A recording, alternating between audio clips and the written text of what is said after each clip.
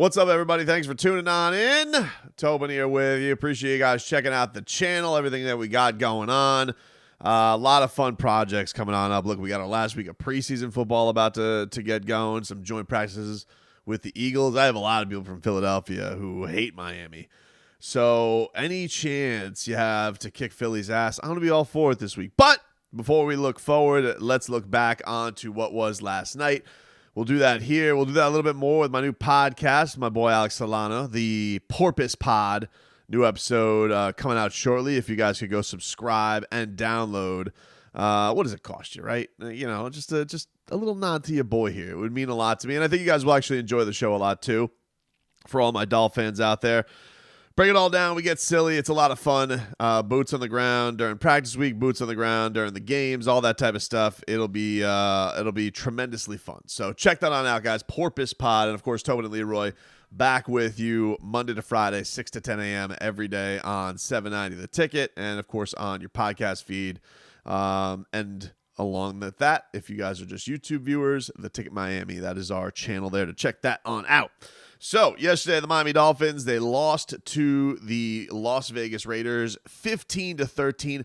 Certainly not the, I think, the excitement that it was last week as far as, like, just crazy plays back and forth, big-time plays back and forth, a lot of touchdowns. This was definitely a little bit more tempered down, a lot of field goals, a lot of drives that looked good between the 20s, but once it got to the red zone, things got stymied a little bit. And, of course, the Raiders did kind of get screwed out of a touchdown where they had that Myles Gaskin fumble that they should have been able to take back to the house. But the referees screwed the pooch on that one for Las Vegas, and it allowed Miami to take a lead and then eventually cough up that lead. So it was back and forth, but not in the, I feel like, the exciting style that it was the week beforehand. You also had Jason Sanders with the opportunity to put them up on top. And this time around, Sanders is the one who hits the upright, and you're left with I think Mike McDaniel. Listen, preseason, as Jason Taylor said about 1,000 times in the broadcast, it's preseason for everyone. Mike McDaniel, it's preseason for field goal emotions. Look at this is what it is, Mike McDaniel. When you're in the league, it's one scores, and you're either going to be happy or you're going to be crushed absolutely from what you get in this game. But there were a lot of, from the interest standpoint, there were a lot of things that you were able to take away. First of all, it was Tua's debut, which was exciting. We all thought it was going to be Tua and Tyreek's debut. That was the word that was coming out of there. And then all of a sudden, Tyreek Hill, no shoulder pads. So he was sat down. But, I would say this is one of the things. Like, Tua had himself a day, 6 of 8, 58 yards. Probably should have been 7 of 8. He did hit Mike Gesicki right between the numbers, and that did. And Big Mike did not come up with that one. But I would say it was a pretty uneventful couple of drives for Tua. Just getting his beak wet, just getting his feet wet. I don't know which one is it. Which part of a duck would that be? Just getting all of his body parts wet in the little pond there as he is dipping his toe into the preseason and getting his chance to work with Mike McDaniel. But either way, I thought that they were. They weren't the sexiest drives in the world. Had a couple of good plays, especially that that play to Sherfield. That was really, really impressive from Tua Tagovailoa. But this is not one where we're gotta I don't want to do the thing where we gotta evaluate every single Tua drive. I think that he is above that, beyond that, and I think that if he had an amazing game, it would be super exciting. But I don't think that you should read too much into it, and I don't think this was a stinker. Even if it was, I don't think you should read too much into it. This was pretty much cut down the middle, got himself a little loosey-goosey, and then Teddy Bridgewater came in. Got to see our first look at Teddy. Felt like Teddy was running for his life in a lot of spots. I felt like he had the toughest hand dealt to him as far as a lot of pressure that he was facing, and he was put into some tough spots. Obviously, that safety where. Mike Gesicki missed on a block, and he was running, and he got the intentional grounding, so that didn't look fantastic. And we'll get to Gesicki in just a bit, because obviously I think that was probably the most interesting part of tonight's game is the Dolphins franchise tag tight end and where he stands with things on this roster, and really where it stands in this offense. And then as far as the other thing that may be a little bit of a concern before that is a couple more injuries to the secondary, which was not fantastic. You had Nick Needham busting up his hand. That's no bueno. Keon Crossing got banged up. Mackenzie Alexander got a little banged up. None of them C2 major, but, you're already dealing with all these injuries in the secondary. And so it's a little bit of something where you're just like, all right. Hopefully this gets all good and we can see everybody still going, because that you're already dealing with some stuff there between Trill Williams going out last week. You're bringing in new guys in the secondary. The struggles of Noah Benogany, still not looking top notch. You did see another, you did see early on in this game, the offense of the Raiders was able to move down on the field. So we've seen that early on in the first couple of games, but you got a lot of your defenders who aren't playing. This is not something I think should be looked too far into with this game. But let's get a couple of things here. So from the post-game action, you had some interesting stuff. So Tua Tagovailoa, as we said, made his debut today, got us a couple series, got to see him in action for the first time this season. But this was pretty cool, and I thought kind of interesting. So Tua was out there. CBS tweeted out this video of Tua Tagovailoa, and he was out at the field like 2:30 p.m. for a 7:30 start. So he was out there, we're talking like 4.5 hours early to get some work in, and was just basically out by himself, visualizing the play calls, all that for a couple of series, by the way. He probably knew that he wasn't going to play that much. And Mike McDaniel, some interesting stuff on Tua Tagovailoa being out there early on the field. Man, that says everything. That's why his teammates are confident in him. That's why I'm confident in him, and that's why his coaching staff is, because that is something that he has done on his own with guidance from his quarterback coach, Coach Bevel. But you can feel that every day that he is. Coach Bevel has explained to him all sorts of stories of the players he's worked with coming in here this year. That wasn't something that I had heard Tua. That wasn't really his MO. Just to go ahead and go outside the framework of whatever the schedule is and really invest all in on your craft. He is doing that every single day, and it really shows in his play. That doesn't surprise me. I hadn't heard that, but he's really been doing that every single day at the beginning of the day before he gets the script, and that's why he's owning the offense and leading us well. So that we'll be in a good position to be what his teammates really need him to be week one. So a couple of other things that are interesting there is that we had heard this, right? That Tua Tagovailoa was not, I won't say it wasn't the most studious guy, but maybe didn't do all of the things that a starting QB was expected of. We've heard this around the league with some of the young QBs, Kyler Murray being one of them, where this was a big thing that he had to do the extra work. Remember the whole controversy that went to the clause of his contract? And we had heard some reports about this, that Brian Flores was not exactly pleased that Tua was doing all of the work necessary that a starting QB should. He's in year 3 now. He knows this is a make-or-break year. Definitely seems like he buys in way more to this team because they buy way more into him.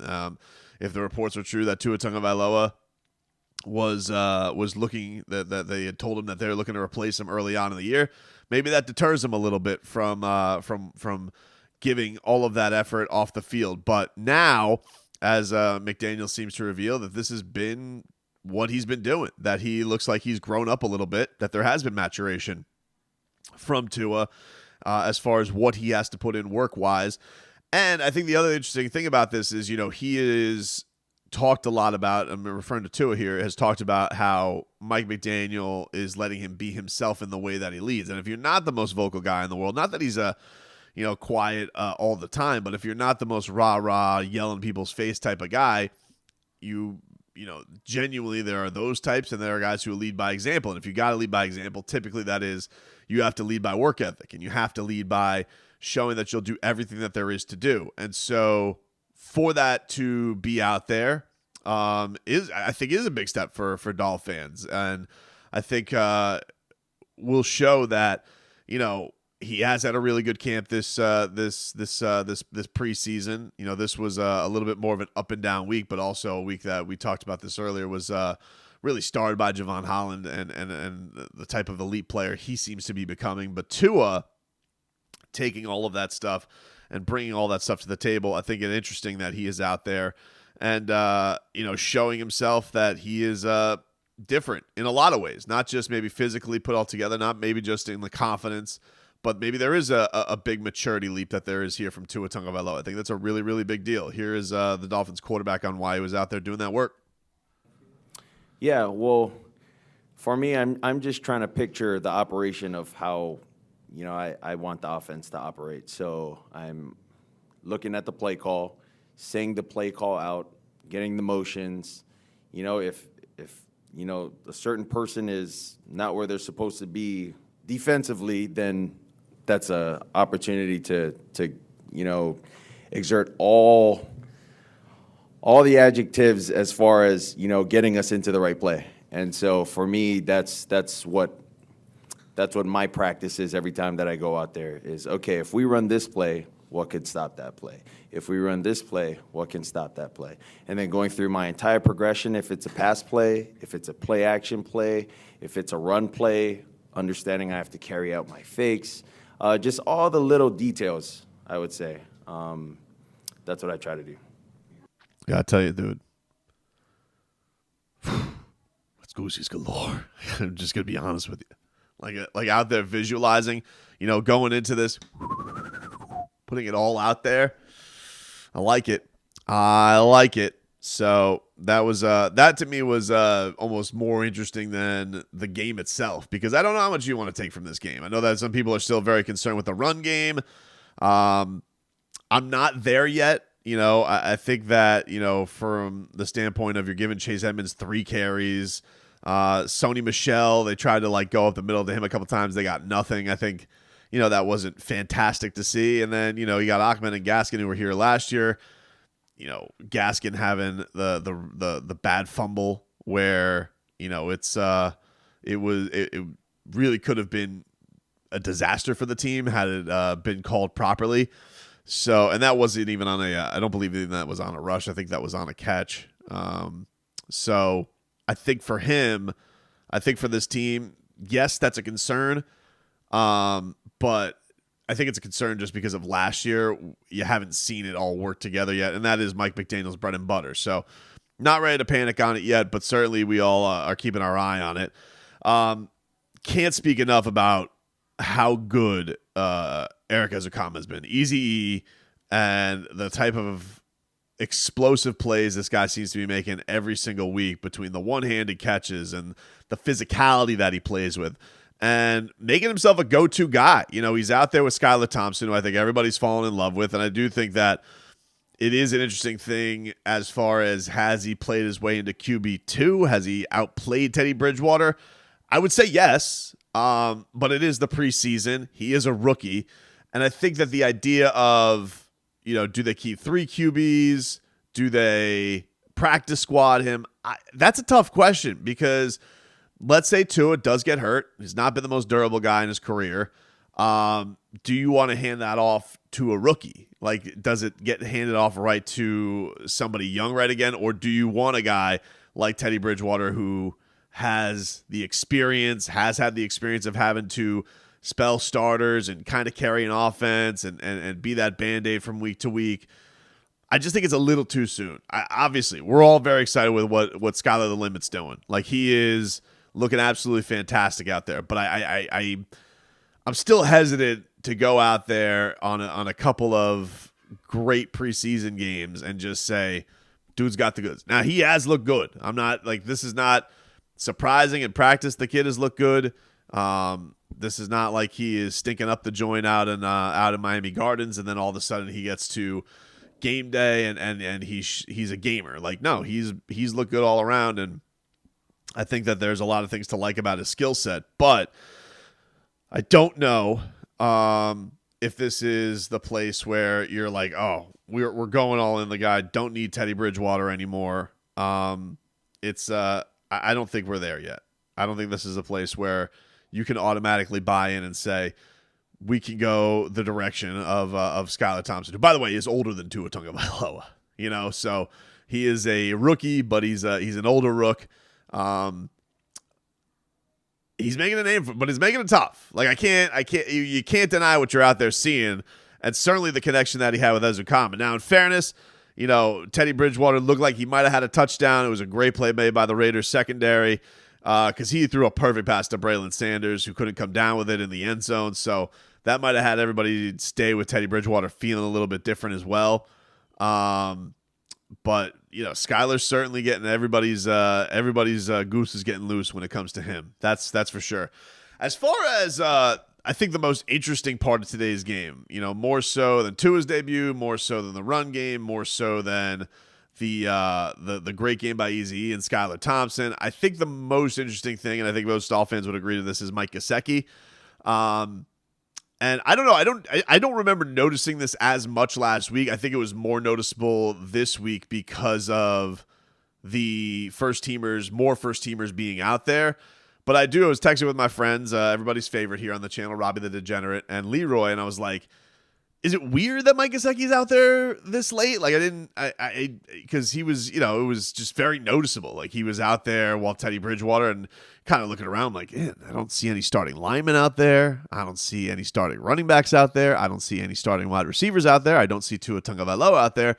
But it's very noticeable that your, franchise tagged tight end is out there. And he had already, been having a bit of a rough game from the standpoint of he dropped a catch from Tua and didn't get his head around quick enough. But then, he's out there and people are crushing him for missing the block on the safety. And it's just very noticeable. You're like, man, Mike Gesicki, he had another drop from Teddy Bridgewater.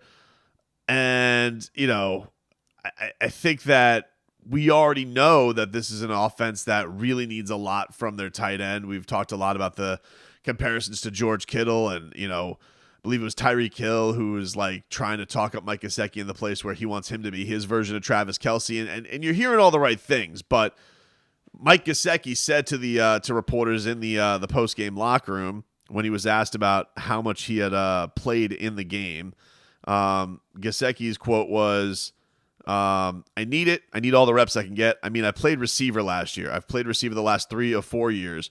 I'm playing tight end now, and any reps that I can get out there live, blocking, putting my hands on another guy, going out there, working hard and blocking, honestly just working on my footwork, my hand placement, and all that kind of stuff. Any reps I can get, I can use it. And so Mike Gesicki is acknowledging that he's not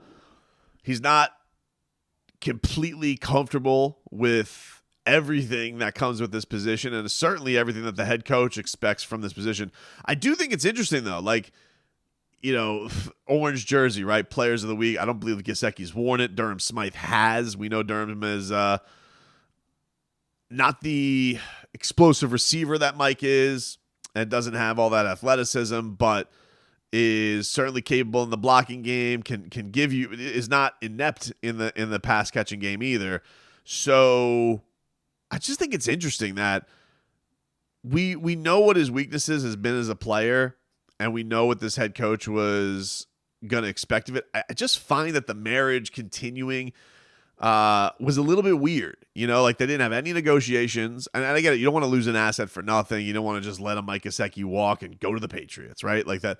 Saw that with Devontae Parker. But Devontae Parker, you had here forever. So I'm just curious.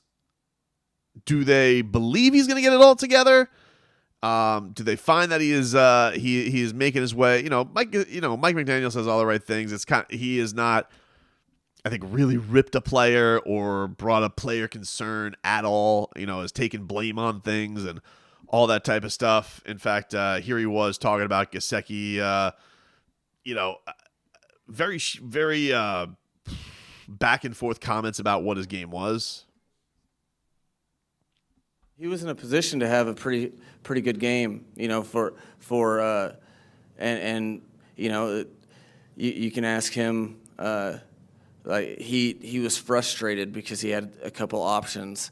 We rely on him, and we went to him, and he had a couple pretty good ops that he wasn't able to come up with the play. So that was, he needs to continue to do what he's doing, which is completely committing in the run and pass game to the offense. And he's a couple plays on the ball away from having a really good game that he feels really good about. He knows that. I know that. It's one of the reasons why he was he stayed in the game, was because he was frustrated, and as a competitor, he knew he could make the plays that he didn't. So it's nothing. It's nothing out of the ordinary or nothing far from exactly what he's been doing. He just needs to continue to be diligent and not get frustrated when the ball doesn't bounce his way, or they get paid to, they hit him, he doesn't make a play on the ball. We all appreciate the fact that he's a competitor and he's not satisfied with touching the ball and not coming down with it. But as long as he approaches it, the player that he is, where he's very accountable, we'll be fine. He'll be fine, and we'll all be better for it. So yeah, just saying to the idea of he almost had a good game. It's I guess that's as kind of close as Mike McDaniel can tell you that he needs to step it up. Because we haven't really heard that from him yet. We've heard a lot of well, that's on me. But if it continues, I'm going to be upset. We've heard that when he's talked about Noah Benogany. We've heard that when he's talked about the run game. And now we're getting from Mike Gesicki where, definitely some things you can be critical of. He's he almost had that good game, though. Almost. And it's preseason, so the consequences aren't there, so why get overly crazy about it? But I think it's an interesting marriage going on right now. And I don't know if that results in Mike Gesicki getting traded. That's, I guess, tougher with the franchise tag. But certainly some things of imperfection and just a little bit of all right, there feels to be there's some weird stuff going on. And it's been kind of noticeable since the start of camp with the Dolphins tight end, who I think everybody thinks is super talented and is definitely could be a mismatch and be a problem in this past game. But is he going to be trusted enough because sometimes coaches come in and they just don't, they just isn't a vibe with certain players. They're just they don't have certain little things that everybody loves the talent, and everybody on the fan base, they love the talent. They think hey, okay, fine. You don't like that he doesn't do certain nuances a little bit, but what about all the positive that he can bring? And I think with Gesicki, you can see that he doesn't quite have everything that makes Mike McDaniel trust him all the way. And he's trying. If he's out there and he's saying, I need more reps, and they're saying he needs more reps, and he's out there getting more reps in the second preseason game more than any other first-teamer or, I don't want to call him star of the team, but any more, key first-teamer or key starter from last year, if he's getting more reps than anybody, it is noticeable. It does stand out when, Tyreek Hill doesn't play and, Armstead's barely out there and Tua has 2 series and even the offensive line the rest of the offensive line, the young guys aren't out there the whole time. And Gesicki is. It's definitely something that's okay, that's definitely something to take notice of. But we look a week to the head, the last preseason game, Philadelphia. Tua says he wants to play in it. They got joint practices this week. Hopefully, maybe we'll see some kerfuffle. I don't know why I'm saying hopefully. Maybe we'll see some kerfuffles out there in the midst of a joint practice. And looking forward to the week ahead, everybody.